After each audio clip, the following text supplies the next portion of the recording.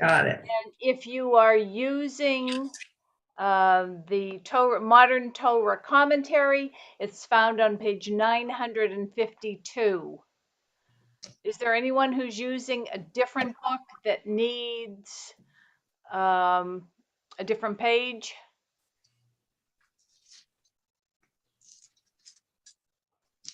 No? I'll be right back. I have to go get a Torah. Okay, so I have the Plowed Modern Torah commentary, but my pages must be different. Are there different editions of that book? I'm sure that there were. The one that I have is from, looking for the year, 2005. Okay, so mine is from 1981. So Well, I don't think the text has changed, has it, right? Not Isn't the Torah like 5,000 years old? Not the so pages seem to have, okay, I'll just find the number section, that's fine. Okay, I got it. Commentary has changed, but maybe not the actual Parshat. Right, yeah. Well, I want to say good morning and Shabbat Shalom to some old faces, and I don't mean anything by that, but some people that had been in my Torah study class, as well as to the new faces. It's good to see you all today. If you have a book, we are doing Beha'alotcha, which is in Numbers chapter 8, verses 1 to chapter 12, verses 16.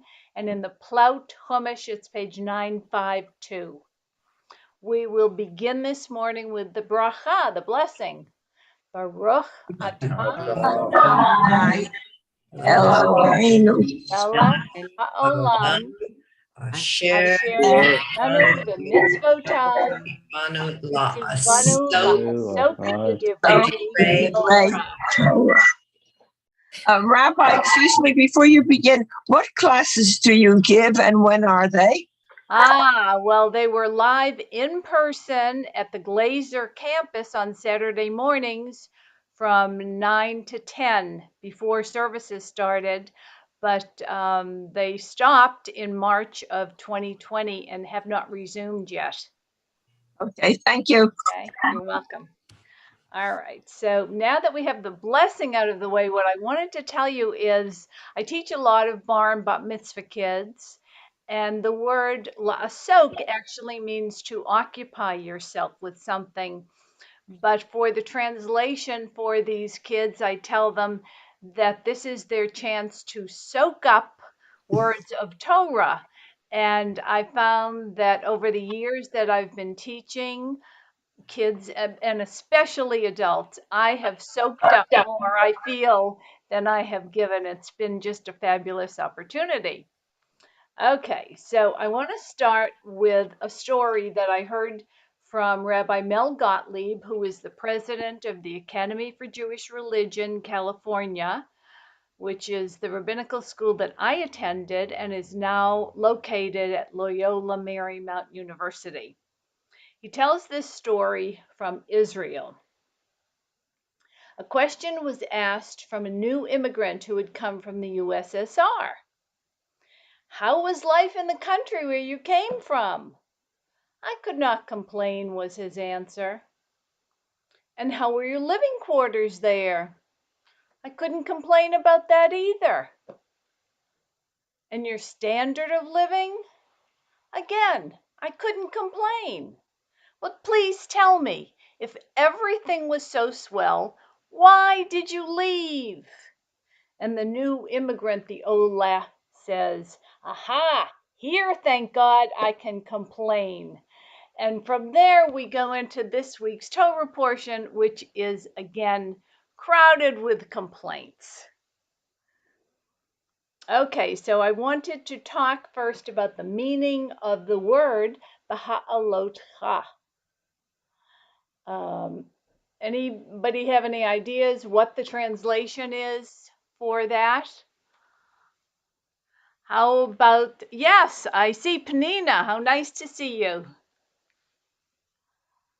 I think that you are muted.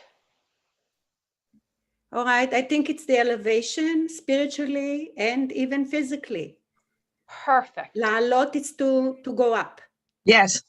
May I add that we get the word aliyah from that? Exactly. Aliyah to Israel. And the idea is we're going up emotionally, maybe not physically, but surely we're making aliyah to the Torah when we're called up on Shabbat.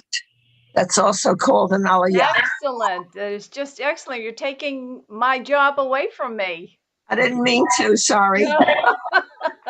That's why I say I soak up more from you sometimes than I'm giving. Okay, so I would like, now that we know what it's about, I would like to divert for one moment to the elephant in the room, which we mentioned very briefly, that for the past 2 years plus, we haven't had Torah study together. And we have been struggling with COVID. And I wanted to compare this to what happened to the Torah portion, because for many of us, this has been an absolute crisis. Nothing worse could have happened. I spoke with a woman recently whose teenage daughter committed suicide. She could not stand the isolation. So it has been an absolute crisis. But I did read about something in the Women's Torah commentary that I wanted to share with you. The Chinese word for crisis consists of two characters, danger and opportunity. When my son Drew, a senior in college, was diagnosed with a rare form of cancer bordering his brain, the danger was clear, but the opportunity was less apparent. Danger flashed through our lives daily, while opportunities lay waiting in murky waters to emerge only tentatively. Family closeness, the ability to savor each moment, to find strength and courage where we didn't know that they existed, to discover new methods of treatment that complemented all the surgeries and radiation and eased both body and mind, all contributed to making the unbearable bearable, turning an assault into a challenge. So it does indeed take both double vision if you want to see not only the curse, but also the blessing. And what I would like to do for just a moment is go around and say hello to everybody. And if you have a blessing that has emerged out of your isolation with COVID, I would love for you to share with us. And I'm just going to go in the random order that's on my screen. Michael, do you have anything? You need to unmute. Is it okay now? Okay. So when I was inside all the time with COVID, it gave me a lot of time to think, and it, in a way, prompted my decision to move to New York, which has turned out very well. So that was the bright part in all the. That's great. I know you're with your family now. Yes. Okay, Merle, since you might be ducking out early, do you have anything you would like to share with us? I think it gave me time to reevaluate my priorities. And though, because we were able to be with our family, because when COVID broke out, we were all together in Mexico and had to get home fast before they wouldn't let us out. Yeah, I think for all of us, we had our own security in a way. And we just didn't, there's a lot of things with one grandchild that's OCD and myself being OCD and having other health issues. We just kind of moved on from all the complainers and the drama queens. It's like Rabbi Leader says in his book, sometimes you have to, like, you don't want to say get rid of people, but you all know what I'm saying, is we totally reevaluated our relationships. That's fantastic. And it's all good. Good. Leslie, I know you had some health issues, but tell me if any bright spots emerged for you. I think that's because why don't you mute, Ricky? We're getting Sounds that like echo somebody's because we're got- both on. I'm muted. Oh, I don't know. I think the fact that I was in school was helpful. I think that, I have a lot of anxiety, and I think studying helps anxiety. So that was helpful through the pandemic. And I think even when I was sick, I was able to study. And I think that I found new ways to communicate with people. So I think I got in touch with people maybe I hadn't been in touch with for a long, long time, but I was reaching out because I was isolated. And I reconnected with a lot of people that I had missed throughout the years. Wonderful. Susan, do you have something you'd like to share? I think I found some resilience in myself. I realized that I had to create a life that was a different life because it was no longer outside with people, this and that. So I had to create, I think I read more. I really took a lot of the classes that I think the temple saved me from myself or whatever. And I commend the temple for realizing that they needed to be there for people in a new way and to provide that. I think, we're sitting here today and we're a product of that commitment from the temple. And I survived and I was fine. I think that's a good thing. Great. Thank you. Panina. All of the above that I heard from everybody else can apply to me. So I'm glad I got to know everybody and I learned a lot, and thank God that we are all healthy and here, and that's it. Thank you. Wonderful. Wonderful. Douglas,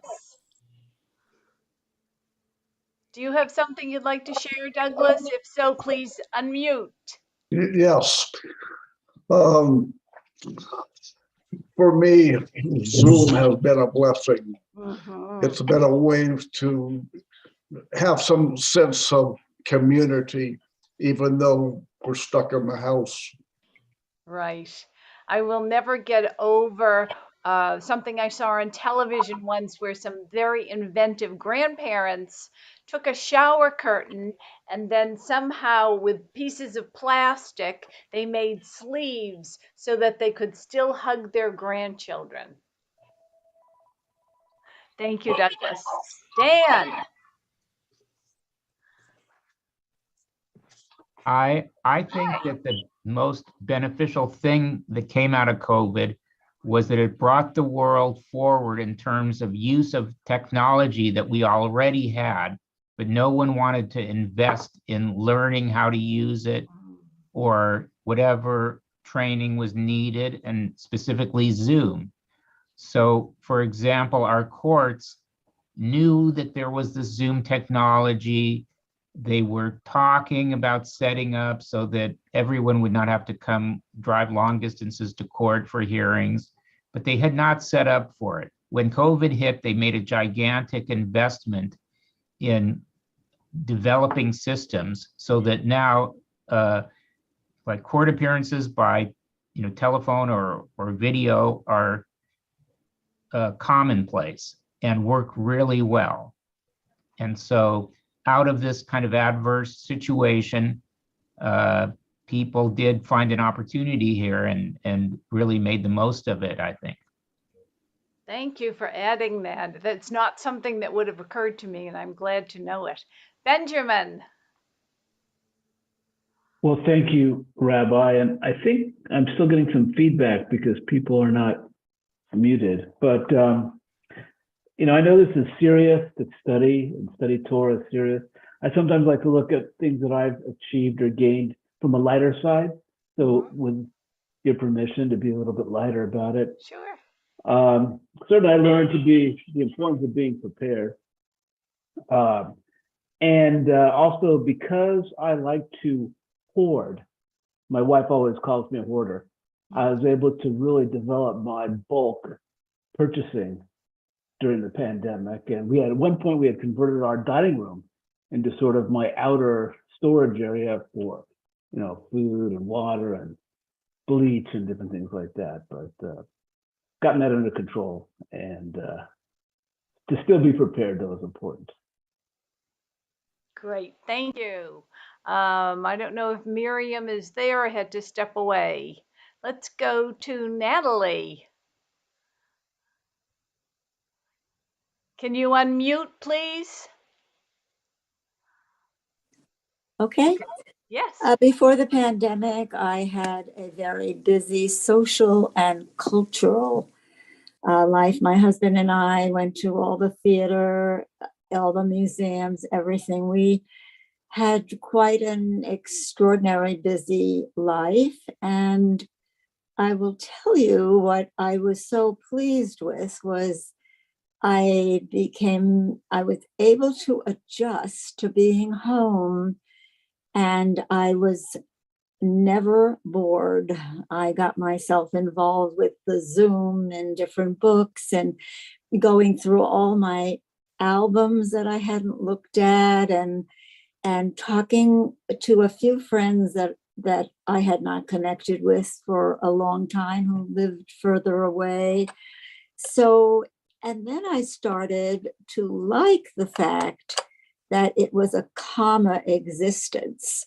And the only big thing, the big thrill was to go to the market in the car. So, you know, there is a lot of tension in going and running and busy. And I don't know if I'm ever going to get back to that again. I think a lot of us have decided there are certain things that can be eliminated from now on going forward. Thank you. Ricky? Hi, everybody. I agree.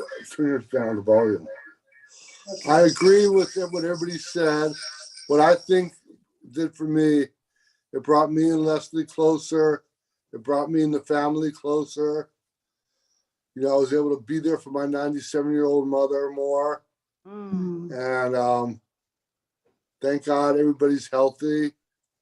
And I'm just so happy to see everybody here. Rabbi Lynn, I missed you so much. Oh. Michael, I missed you too. And I'm so happy to see everybody. And as long as we all stay safe and healthy, that's what counts. Just brought everybody closer together. Thank you. Great. Thank you. David. Good morning. Good morning. You know, I'm with Panina in that I agree with everything that everybody has said, and I'm fascinated by it. But what I would add is that the scientific achievements that were made because of COVID reminds us all that people can do things. And at a time when it seems like achievement is futile, hard to come by, it reminds us that people have a phenomenal capacity to move forward.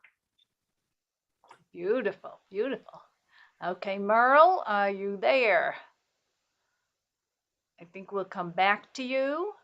Rabbi, I'm here now. Oh, you are? Okay. Yeah, but I don't know how to get my picture on, but you can't see me? Is that what it is? I'm on an iPhone. I can't see you, but it's okay. You can tell us if there's something positive that emerged for you. Yes. I really loved, I like to get out of the house a lot, but I love staying home. I can't believe it. Well, anyway, I've cleaned my house, so now I'm cleaning, still sorting and making it look nicer. I'm enjoying it, and I'm enjoying my garden. And I did do telephone calls with groups that I had, you know, so we did that. But I just appreciate it. And my son, one of my sons would go to the store for me because he was afraid I'd get COVID, and he would do my shopping. and he wouldn't let me pay. And so I'd order less food because I didn't want him to have to pay so much, and I learned how to live on less and not waste food. I've learned a lot of different things actually. And when I don't know who it was who said she enjoys going to the market. One of the first things when I could start going to the market, that was my excitement to buy what I wanted. The grocery store. That's how shallow I guess my life is. Anyway. Can anybody hear me? I can't hear anybody. I can't hear anything. All right, we hear you, but we lost Rabbi. Oh my goodness. Yeah, we hear you, but Rabbi Lynn's gone. She disappeared. Oh my God. I'm sure she'll be back. How do you get the picture to show on iPhone? I don't. You got to turn your camera. It'll say video. It says I video. have no idea. You got to turn your camera towards you. It says stop video or start video. Her video's on, but the camera's not facing her. Oh.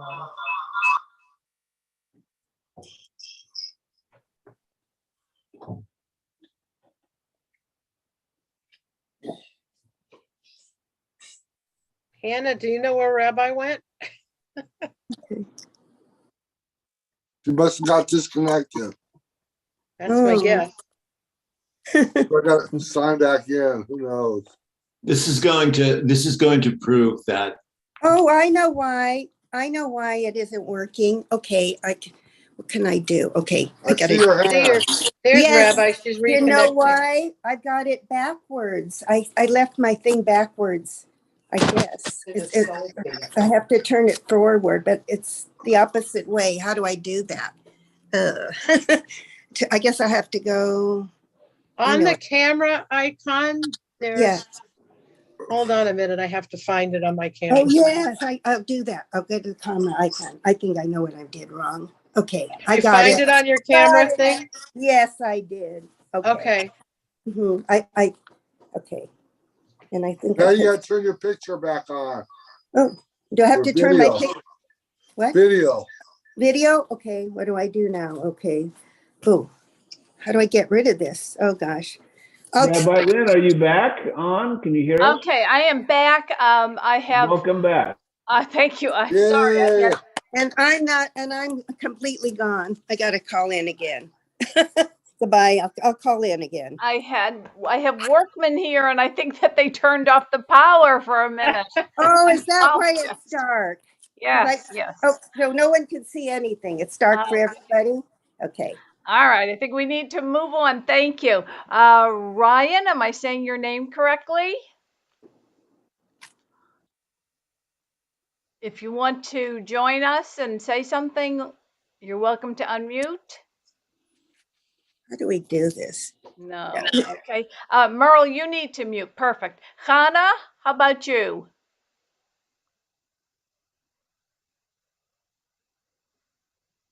No. Kathy?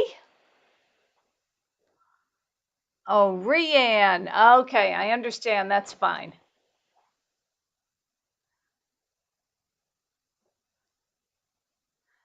Susan, you have your hand up. You have to unmute. Yeah. I want to ask Hannah Gold, who has kept all of us connected, how COVID changed her. Oh, God. Oh, it really? Is this really a question for me? Yes. How did COVID change me? I slowed down a lot. That I think that was the biggest change for me is I was lucky enough, obviously, to have a job through the entire pandemic, a home, my health and my family. And so for me, I really got to take more time for myself and slow down and, as much as not everything, was like about work all the time. It was like about finding a really good balance for me. Yeah. That's great. Thank you for sharing that. We have two other people I want to get to if they want to contribute something. Milan, if you want to say something, please unmute.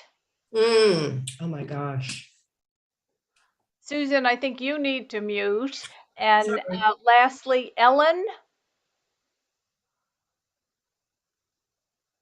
No? Okay. Well, then please let's go on and get to our Torah study. I thank you all for your contributions, and it gave us some food for thought because that Chinese proverb is really true.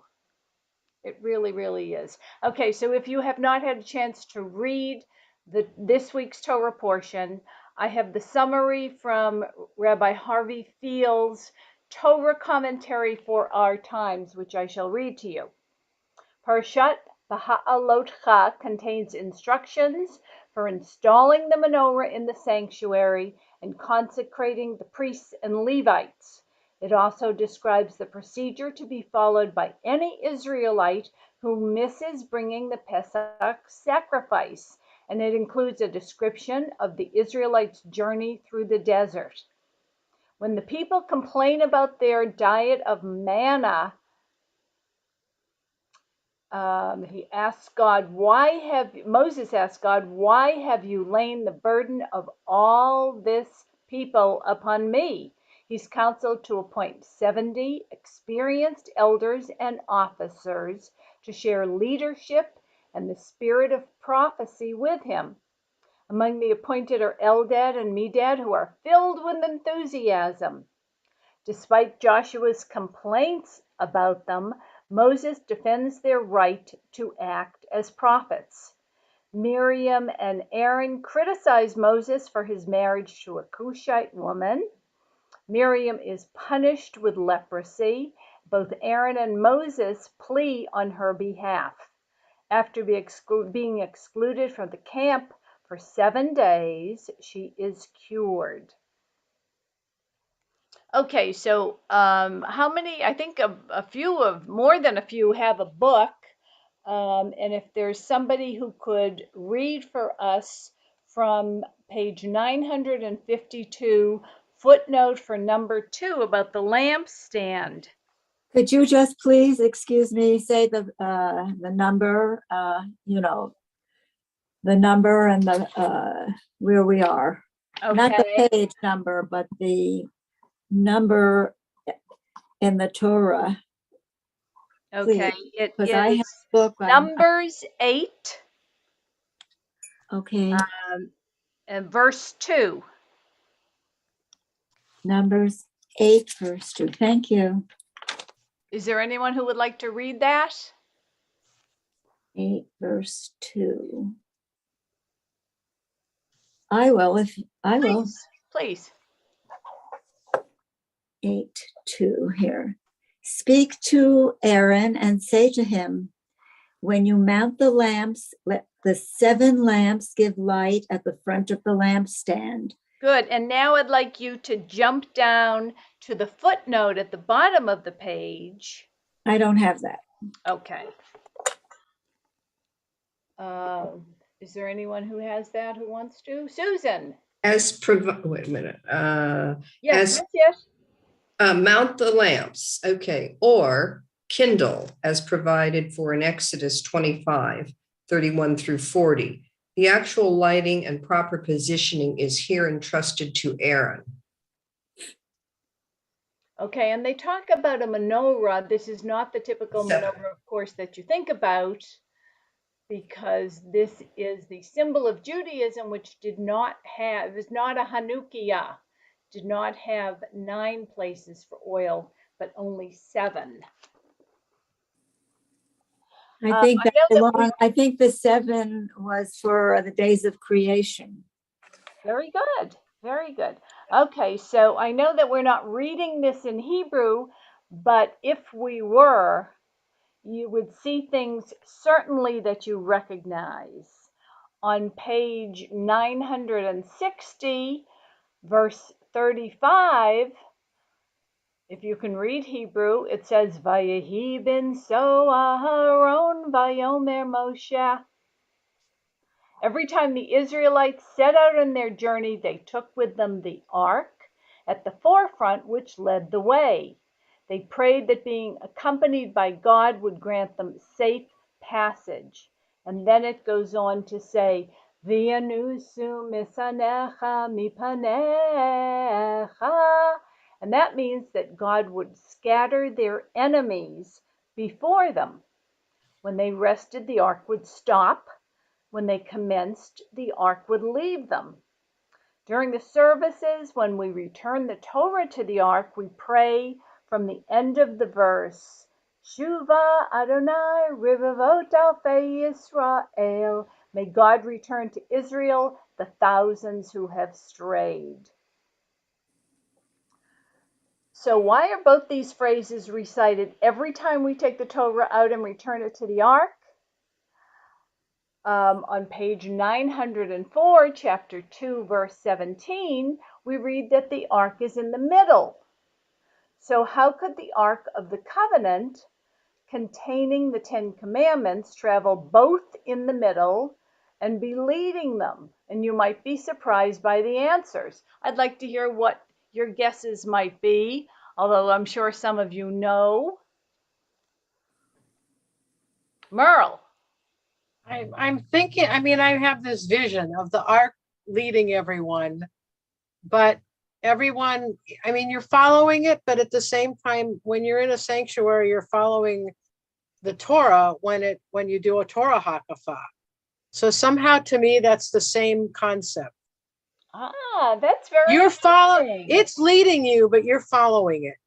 I mean, is that you turn around that you don't ever have the Torah in a place where you're not watching it. So you turn around while you're doing the, depending on the size of your sanctuary, how far you're turning around to follow the Torah. So you're Wow. it's leading you, but you're in the middle of the procession. That is a great observation and not one that had occurred to me. On page 960, in the footnote for 33, there's a paragraph that tells us there were actually 2 arks. So can anybody guess what was in the other one?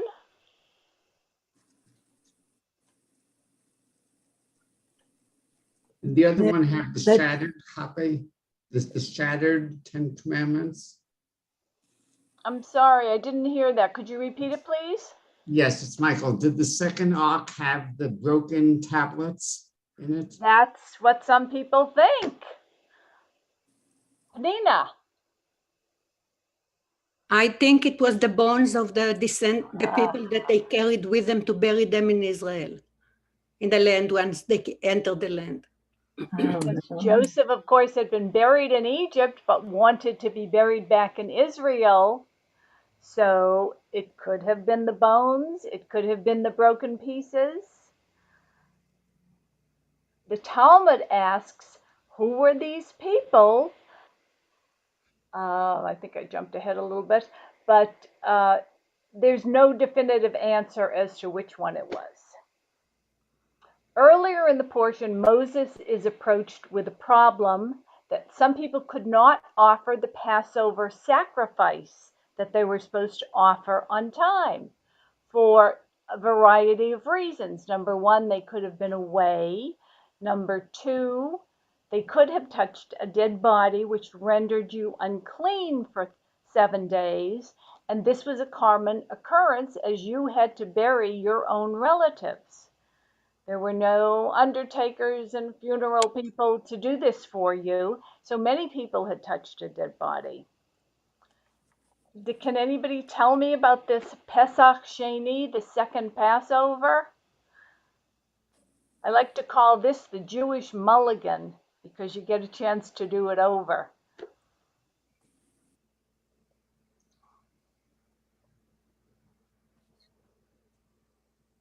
Well, if the people were legitimately occupied, or you had any excuse at all, or had touched a dead body, you always had the chance to do it over.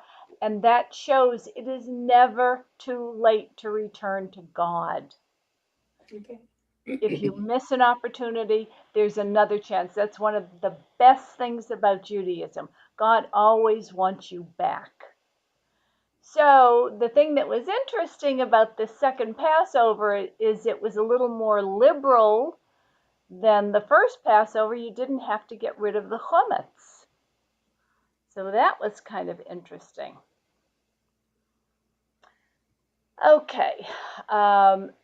What was the symbolism of these two arks? The Ark of the Covenant, containing the Ten Commandments, traveled ahead of the Israelites, showing that God was always leading them in the forefront and that he would protect us on our journey as long as we obeyed his commandments.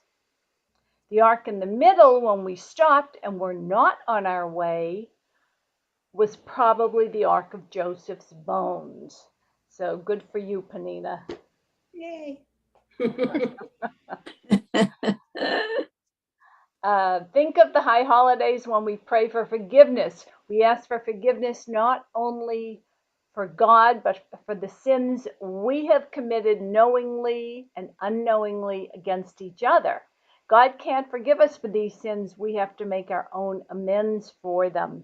So think of the ark with the bones of Joseph as symbolizing our relationship with other people, and the ark with the Ten Commandments as symbolizing our relationship with God. Jerome Siegel wrote a book called Joseph's Bones, Understanding the Struggle Between God and Mankind in the Bible. In it, he draws attention to Joseph's response to his brothers when they reconciled so many years after they had sold him into slavery. Siegel believed the Ark of Joseph's bones represented commitment to Jewish life, to each other, and to God. It represented second chances, something we all wish we had. It's never too late in Judaism for teshuvah, return, not repentance, between man and man or man and God, no matter how far away we've strayed. And as I do that, I think of a sister who lives far away that I am not close with, certainly not as close as I could be. And I wonder, am I the only one in the room with a relative like that? Every year Not on at her all. birthday and Hanukkah, No. I reach out to her and I feel compelled to send her a large gift because I know that's what my mother would want. You're So, not alone. all right. Not And alone. our mothers and Maybe what you let's see said, a show of hands. How many people are with me in that?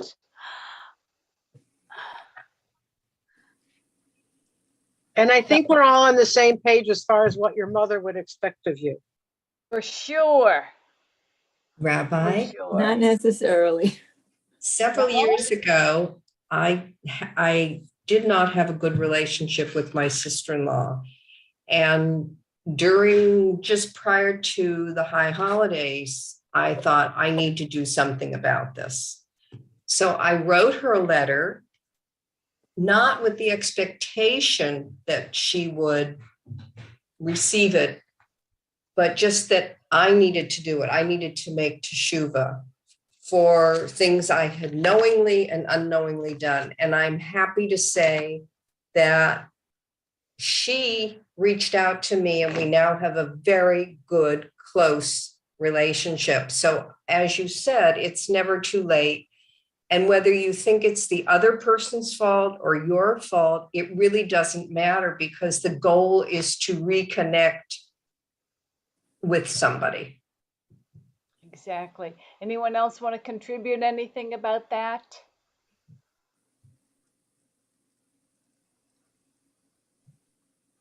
Well, let's pray that this year is not only the end of COVID as we know It's it. not the end. We know it's not going to end for a while, if ever, but so that we can live with it more manageably than we can now, but also a time that we can connect and reconnect not only to those family members that we have broken with, but also to God.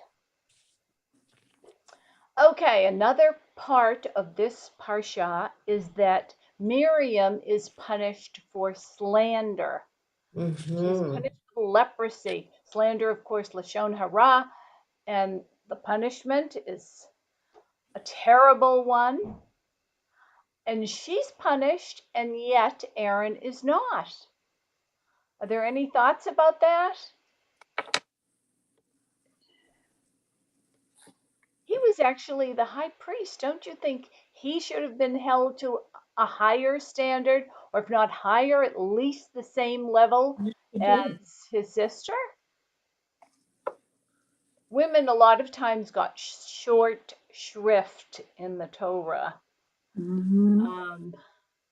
And so we don't know what that was all about, but we do know that they both criticized their brother Moshe for marrying a Cushite. Okay, so if you think about it though, Aaron does not go unscathed because earlier on something devastating has happened to him. Somebody want to share what that was? Nina, unmute please. Well, his two sons were burnt in trying to bring in a sacrifice. So some disaster came on him anyhow. And with Miriam, actually, we can learn something positive is that everybody waited for her to heal, to move on. So that's a good thing. That is a good thing. Yeah. That is a good thing. Thank you. So also, when something bad happens to someone you love, that can affect you too. So this might have also affected the way that Aaron felt because all of a sudden he was seeing his sister so disfigured.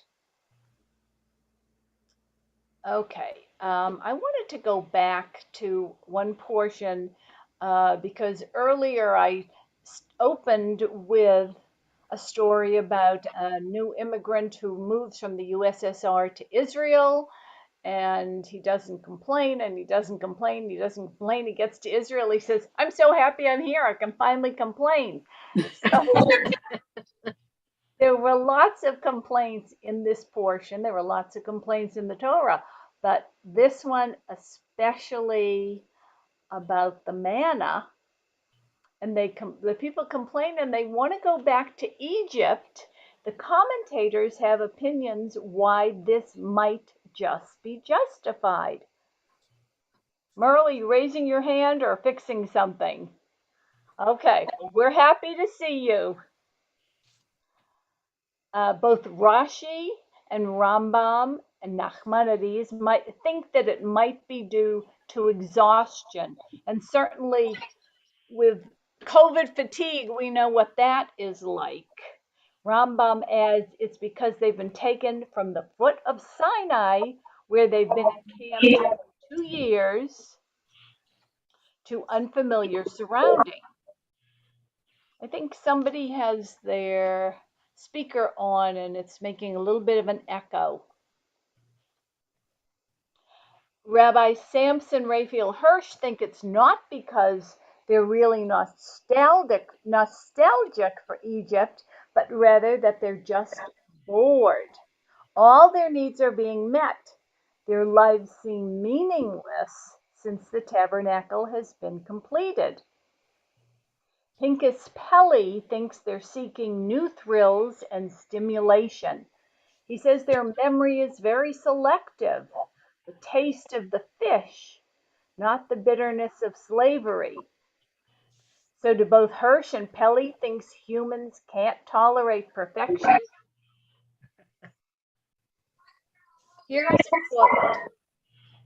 Here's a quote from Philip Brooks. Bad will be the day.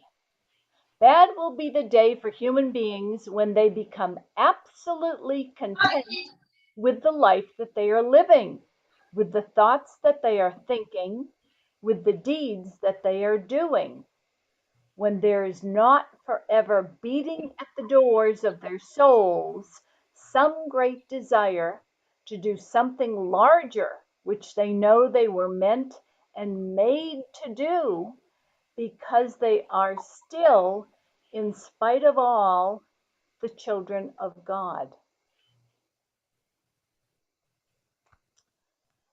Anybody want to add any comments?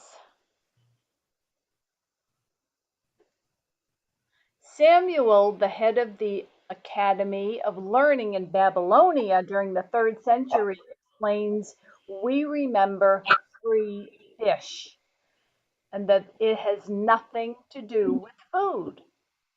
He hints it actually means forbidden sexual relations, because these Egyptians were wild and crazy guys.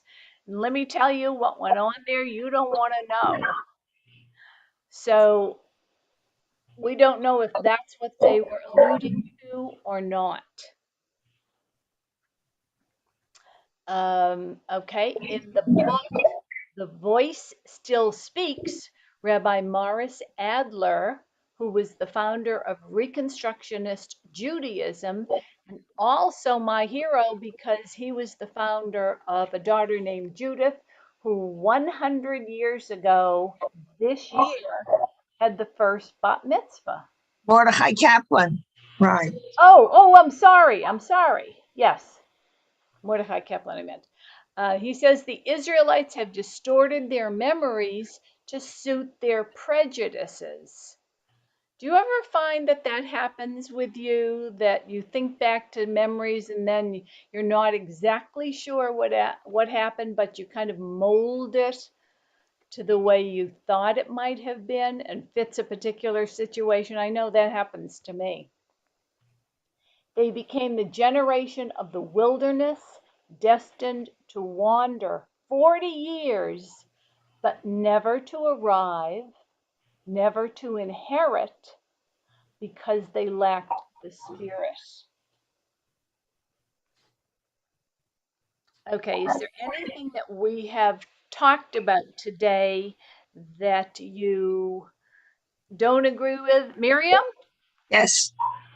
It's nothing that I don't agree with. I often don't agree, but not today. I need to thank you for something personal. Okay. I'm very grateful to you. First of all, I think it was an excellent session, an excellent shiur.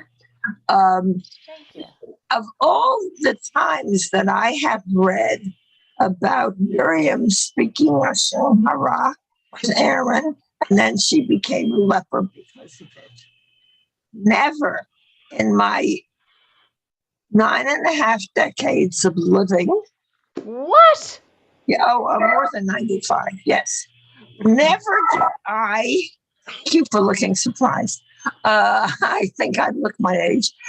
I never thought for one moment an obvious thought that you brought to my mind. Why wasn't Aaron equally punished? Why didn't he become a leper? Why just Miriam? I don't know if I'll find an answer. I'm not particularly asking for an answer. I'm asking a rhetorical question. And very often, I don't need to find or seek any solutions in the Torah. It's fine with me. If I disagree, that's fine with me too. But I think another phase of the same story was further laid out for us. Aaron was not quiet. When his 2 sons were killed, Nadav v'Avihu, and burnt up in this flame, it said Vayidom, he was quiet, meaning that his sorrow, no doubt, was so horrific, so part of his very existence that he could not speak. It's like some people, it's like Holocaust survivors who are unable to speak of their memories. They're literally unable to give them words. They're beyond words. But here, I loved it because Aaron was not quiet when his sister became a leper. He spoke up to God. He as much as said, why don't you punish me too? I'm part of it. He didn't use those words, but he was his sister's advocate. He didn't ignore it and let it just be leprosy. He didn't leave it alone. He needed to speak up his feelings so much. And as quiet as he was when his sons were killed, so now he speaks up. And that shows us another part, and I'll end with this. Everyone needs an advocate. Today, you almost cannot go to the hospital for any surgery. You must have an advocate with you. Your children, your wife, your spouse, a cousin, a friend. You need somebody with you all the time. And we all need advocates. And this is another part of the story. Thank you for that incredibly wonderful contribution. Thank you. Merle. I was just thinking about what you said because of lack of spirit. And I'm thinking of lack of spirit, all the complaining, which we still see today. And then at the beginning of this whole class about coming out of COVID. And I think it was Rabbi Nickerson who sometime back when we sort of came out of COVID, making the comment that people are coming out of COVID with a really bad attitude. And what in such a way, I don't remember the exact words, but what I'm seeing is some friends who are still living in such a, yes, we're always going to have this problem now, but how you approach your life, how you approach your day-to-day living, how you approach your grocery shopping, whatever, there are ways to make it work. And I know people, we probably all know people who absolutely refuse to find a way to make it work. And I'm thinking of all of that, especially like with the lack of spirit comment. And I think a lot of that has to do the same attitude with the complaining about the manna. I mean, to me, it's food. You know, you're given something, it's better than, you know, having to figure out how to eat the sand. But so I look at all of this as people still are in a bad mood because they had to make changes in their lifestyle. Well, I want to say something too. Please. Natalie. Yeah, you know, this is all very lovely to say that everything is correct and everything is good. But the truth is, if you do not complain, then no changes ever happen. And it's the brave people who, I'm not talking about this COVID, which we handled for 2 years. We'll see how happy everyone would be if it was for 10 years. So, you know, this is possible. But complaining leads to change. We have never had any change in our society, in what is fair, what is liberal, what is whatever you want to say, without complaints. And that, in a way, is a good thing because we can move on. And when we talk about 3,000 years ago, when something was written in terms of where women's station was, I mean, we cannot possibly compare it to today, when in other societies and cultures at that time, women were treated much more terribly than the Hebrews were treated. So in a way, we were elevated for that time. And I'd like to know what everyone has to say about this. Did I say one more thing? I'll speak quickly. Natalie, we all agree with you, except today we use a euphemism for complain. We say today, speak up, speak out. That is not exactly complaining. It is beyond complaining. Speak out for justice. Speak out against Roe versus Wade. Speak out against the injustices that are being literally perpetrated. Look at all the people speaking out and speaking up at these January 6th committee here. Yeah. People are So coming that's out of everywhere to speak up the truth. So what they're saying, complaining is good, but I would like to In many ways, it is. speak up instead of complain. It's a different euphemistic thought. You're right. You're right in what you're saying. We're both right in some ways, though. That's very good. Very good. All of you have had some fabulous comments, but Miriam, at the beginning, we had gone around and talked about the crisis of COVID and the crisis that the Hebrews felt like they were enduring.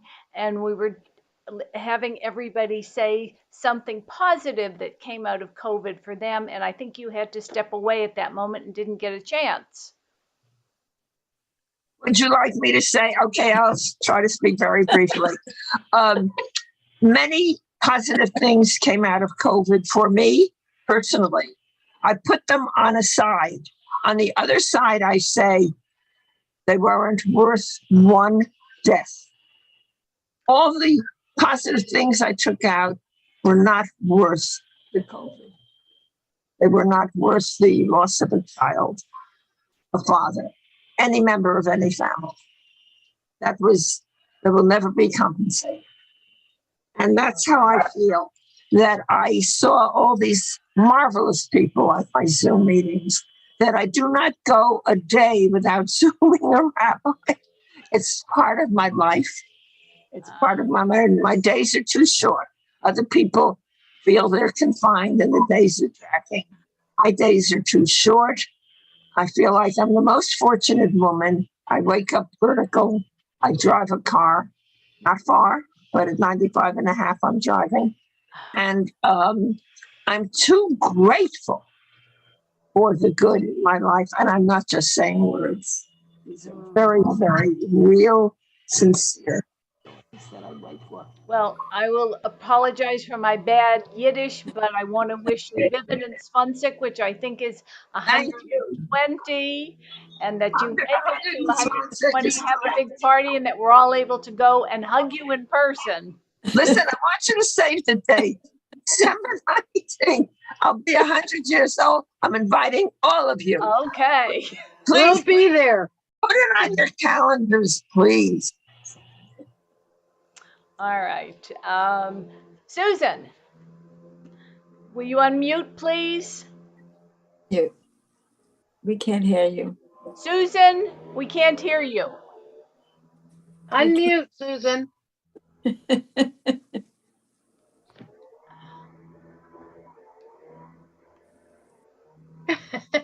We can't hear you. I'm pressing Susan, the you're ask muted. to unmute and nothing is I have happening. nothing to There she is. say. There you go.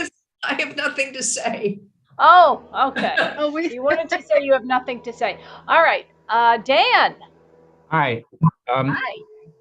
In reading over this Torah portion, I thought that it has a lot of interesting stuff to say about God, the Jewish people, what we're supposed to be doing. Specifically, God asks us to comply with rituals, which is the sort of large focus of the Torah. And yet, when we get into talking or reading in the prophets, we find a large concern about morality and how we deal with each other. In this Torah portion, we see both rituals and morality in issue. We have the rituals of like, when do you make your Passover sacrifices? And we have the morality. How do we talk about each other, and do we gossip, and that we shouldn't be doing that? So we are told that we need to be mindful of both things. And we see that God gets angry at people. Well, this is interesting because it suggests that we have control of our own lives. We are not predestined. We are not like little robots that are pre-programmed. we have some ability to control what we do, and we have an opportunity to do the right thing.